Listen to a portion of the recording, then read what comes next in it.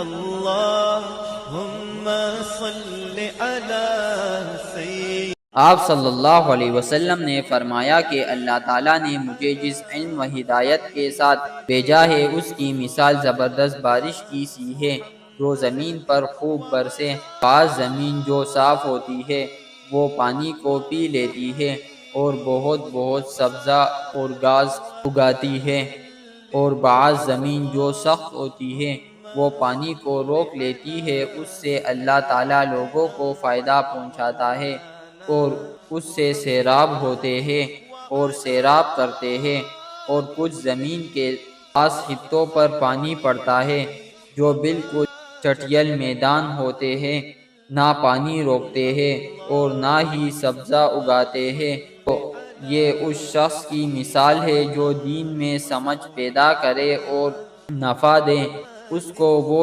چیز جس کے ساتھ میں مبعوث کیا گیا ہو۔ اس نے علم دین سیکھا اور سکھایا، اور اس شخص کی مثال جس نے سر نہیں اٹھایا یعنی توبہ نہیں کی اور جو ہدایت دے کر میں بھیجا گیا ہوں اسے قبول نہیں کیا۔ صحیح بخاری حدیث نمبر 79۔